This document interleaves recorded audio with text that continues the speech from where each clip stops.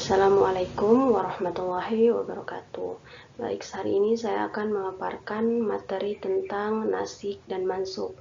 Yang pertama ada pendahuluan, yaitu nasik dan mansuk adalah salah satu cabang penting dalam Al-Quran, dalam ilmu tafsir yang membahas tentang ayat-ayat atau hadis yang hukum atau ketentuannya dihapus dan diganti dengan hukum baru.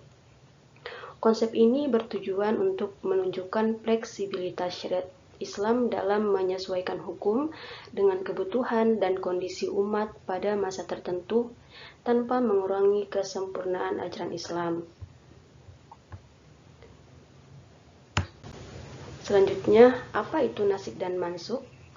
Nasik dan mansuk adalah konsep dalam ilmu Al-Quran dan ilmu tafsir yang membahas tentang ayat atau hukum yang dihapus atau mansuk oleh hukum baru atau nasik.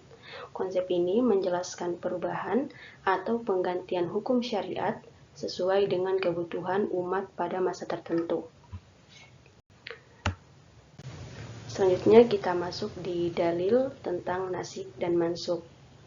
Surah Al-Baqarah ayat 106. Ayat mana saja yang kami nasahkan atau kami jadikan lupa, kami datangkan yang lebih baik darinya atau yang sebanding dengannya. Tidakkah kamu mengetahui bahwa sesungguhnya Allah Maha Kuasa atas segala sesuatu? Yang kedua ada surah An-Nahl ayat 101. Dan apabila kami mengganti suatu ayat di tempat ayat yang lain, padahal Allah lebih mengetahui apa yang Dia turunkan, mereka berkata, sesungguhnya kami hanyalah orang yang mengada-ngadakan atau kebohongan, tetapi kebanyakan mereka tidak mengetahui. Selanjutnya ada tujuan nasik dan mansuk. Penyesuaian hukum dengan kondisi umat.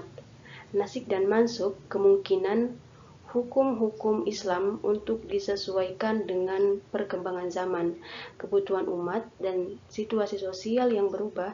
Ini memastikan bahwa syariat tetap relevan sepanjang waktu. Peningkatan kualitas syariat. Ketika hukum lama diganti dengan hukum yang lebih baik, ini menunjukkan bahwa Allah memberikan hukum yang lebih sesuai dengan kebutuhan umat pada saat tertentu, sehingga membawa kemaslahatan yang lebih besar. Mengapa kesulitan dan mempermudah umat?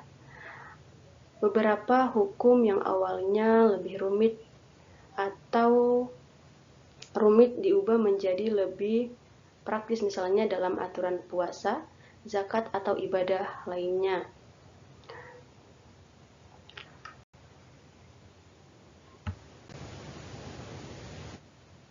Selanjutnya ada hikmah nasik dan mansuk.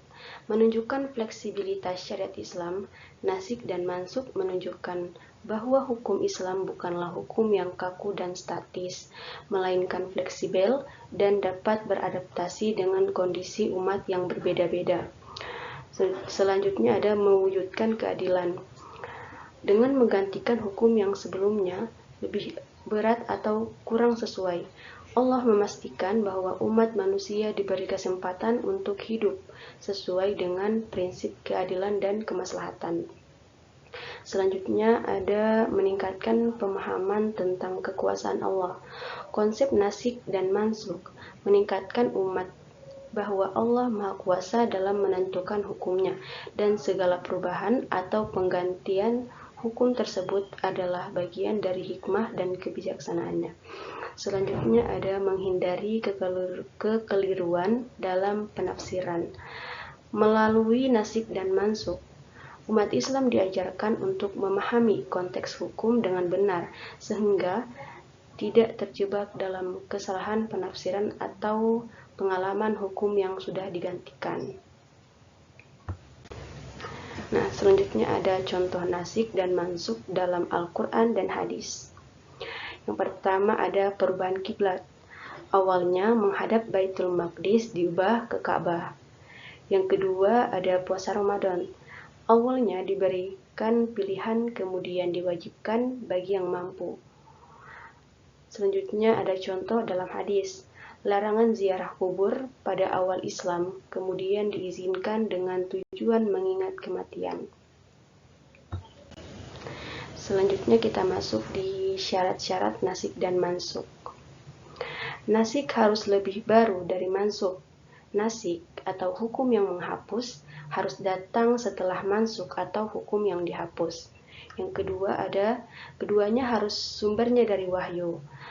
Baik nasik maupun mansuk harus berasal dari sumber yang sahih, yaitu Al-Quran dan hadis sahih. Hukum yang dihapus dan menggantikan tidak boleh berasal dari sumber yang tidak sahih atau tidak diakui, seperti hadis yang lemah atau dhaif atau rekaan. Yang ketiga, nasik harus memiliki kekuatan hukum yang lebih kuat atau setara. Nasik harus memiliki kekuatan hukum yang lebih kuat atau setara dengan mansuk. Ini berarti bahwa nasik membawa hukum yang lebih jelas, lebih rinci, lebih sesuai dengan keadaan umat saat itu. Nah, yang keempat, tidak boleh bertentangan dengan makna umum Al-Quran, yaitu nasik dan mansuk tidak boleh bertentangan dengan prinsip-prinsip dasar syariat Islam yang lebih umum. Meskipun ada perubahan dalam hukum, dasar prinsip ajaran Islam tidak boleh berubah. Yang kelima, nasik tidak mengubah pokok agama atau akidah.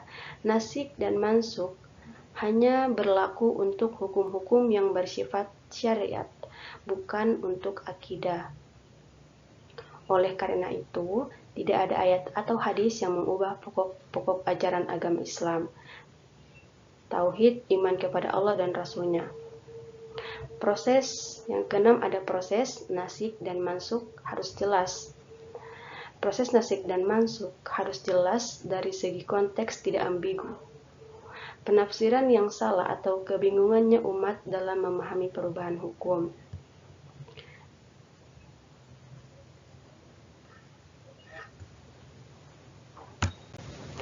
Selanjutnya ada kesimpulan. Nah, jadi dari kesimpulan yang tadi kita ambil bahwa nasik dan mansuk menggambarkan proses perubahan atau pembaruan hukum dalam Islam dengan situasi dan kebutuhan umat pada saat itu yang tercermin dalam wahyu yang diturunkan secara bertahap. Baik, terima kasih. Itulah paparan materi dari saya, yaitu nasik dan mansuk. Terima kasih. Wassalamualaikum warahmatullahi wabarakatuh. Oke, baik.